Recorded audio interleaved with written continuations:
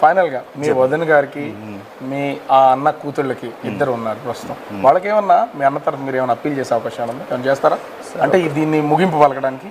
Sir మాకు మా వదిన గారు కానీ లేకపోతే పిల్లలు కానీ వాళ్ళు ఎన్ని తిట్టినా నేను ఎక్కడ కూడా ఒక్కరోజు ఈ రోజు వరకు నేనేమైనా ఎక్కడైనా వచ్చానా సార్? 2 సార్లు పడి ఉంటాను. ఎక్కడ ఒకటి ఆ రోజు ఇంట్లో లాక్స్ వేసినప్పుడు ఎరగొట్టేశారు. సోదరుడిగా నేను ఉండాల్సిన సమస్య. నేను ఆ రోజు కూడా నేను ఏమైనా చేసినంత చేసినా ఆయనకి అక్కడే వెళ్ళి ఒక అన్నకి సపోర్ట్గా నిల్చున్నాను, అంతవరకే అయిపోయింది. దాని మీద నా మీద కేసు కూడా పెట్టారు. సరే కేసులు పెట్టుకుని ప్రాబ్లం ఏం లేదు నాకు, ఎటువంటి వాళ్ళ మీద నాకు ఎటువంటి చిన్నపాటి తిట్టిన నాకు ఇంతవరకు ఒక్క అన్నెసరీగా ఆ కుటుంబానికి ఒక్క వరడు ఎక్కడ వాగినా ఆలోచించుకోండి.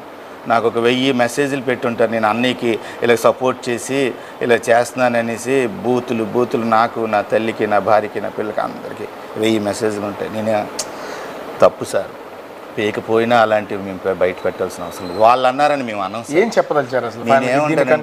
నేనేమంటానంటే సంయమనం పాటించండి దయచేసి. ఒక పెద్ద కుటుంబాల నుంచి అందరం కూడా, పోనీ మీరే పెద్ద కుటుంబం అంటున్నారు కదా, ఈ సంయమనం పాటించండి. ఇది పద్ధతి కాదు దయచేసి. ఓ పాప అద్భుతమైన మ్యారేజ్, మంచి మ్యారేజ్, రెండో పాప MBS పాప చదవండి దయచేసి, కంప్లీట్ చేయండి, ఉన్నతమైన స్థితికి వెళ్ళండి. అన్నింటికీ అన్నయ్య గారు ఉంటారు, మేమెవరం ఒక అన్నదమ్ముడు, మీరంతా మాకు అంతా మన బ్లడ్ రిలేషన్. అన్నయ్య గారు భార్యాభర్తల మధ్యన గొడవ ఇది, వాళ్ళిద్దరూ చూసుకుంటారు. దయచేసి ఇదంతా ఇంకా ఇప్పుడు జరిగిన ఈ నేల రచ్చ ఒక ఫుల్ స్టాప్ పెట్టండి. కోరికలు కోరారు, ఆ కోరికలకు మ్యాక్సిమం చేయడానికి జరిగింది. ఏముంది, ఏదైనా జరగచ్చు. ఇప్పుడు దువ్వాడ శ్రీనివాస్ హౌస్ అంటున్నారు, ఎవడైనా ఇవన్నీ సెల్ఫ్ ఎక్విడ్ ప్రాపర్టీసే. ఏముంది సార్, నాకు అర్థం కావట్లేదు. దువ్వాడ శ్రీనివాస్ గారు 100 ఏళ్ళు సంపూర్ణ ఆయుష్తో ఉండాలని భగవంతుని కోరుకుంటున్నాం. తదనంతరం ఎవరు వస్తారు సార్? లీగల్ హెయిర్ ఎవడవుతాడు సార్?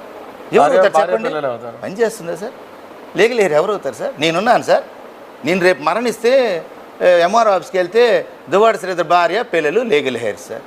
ఏంది సార్ దీనికి? సార్ అసలు అంటే డైరెక్ట్గా అడగాలంటే, ఒక అన్నకి ఏదో రాముడికి తమ్ముడు లక్ష్మణుడు తోడుగున్నట్లు ప్రస్తుతం మీ అన్నదమ్ముల మధ్య మీరే తోడుగున్నారు ఈ వివాదానికి సంబంధించి.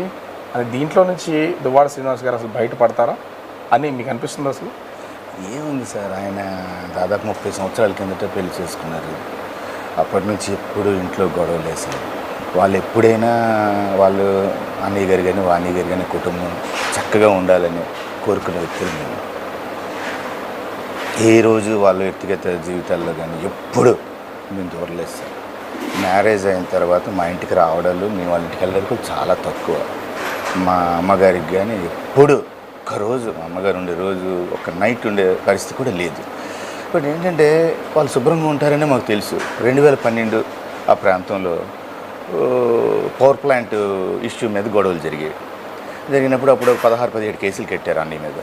ఆ టైంలో అన్ని కష్టంలో ఉన్నప్పుడు మాత్రమే నేను టెక్కి వెళ్ళడం, అక్కడ సంబంధించిన లీగల్గా ఏమైనా ఉంటే బెయిల్స్ అన్నీ పెట్టడం, రిలీజ్ అయిపోయిన తర్వాత అలాగే ఇంటి దగ్గర పప్పు చెప్పి ఇంటికి కూడా నా రోడ్డు మీద పెట్టి వెళ్ళిపోవడం సార్. ఇది నా పని సార్. కానీ మీరేమో అన్నకు తోడుగా ఉంటున్నారు, అన్న కష్టాల్లో ఉన్నప్పుడు మాత్రమే తోడుగున్నా అని చెప్తున్నారు. కానీ మీ మీద చేస్తున్నటువంటి ఆరోపణ చూస్తే అసలు వాళ్ళ ఫ్యామిలీ వివాదాల్లోకి వెళ్ళడం మీరు ఎంటర్ అయిన తర్వాతే, మీరు కలెక్ట్ చేసుకున్న తర్వాతే మొదలైంది అనేది దువ్వాడ వాణి గారు కానీ పిల్లలు కానీ వీళ్ళందరూ చేస్తున్నారు సార్. కరెక్టే. ఇప్పుడు ఒక విషయం సార్, ఇప్పుడు అన్నదమ్ముడు కేసులు పెట్టేస్తే అన్నయ్య ఇంటి ముందు ఒక 20-30 కార్లు పెట్టేసి 2012లో బయటికి పట్టుకెళ్ళిపోతున్నాం నాకు తెలిసిన వెంటనే ½ అన్ అవర్లో టెక్కలు చేరుకున్నాను సార్.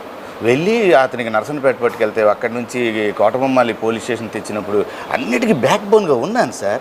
కేసుల్లో అదంతా టెక్కల ప్రజలకు తెలుసు.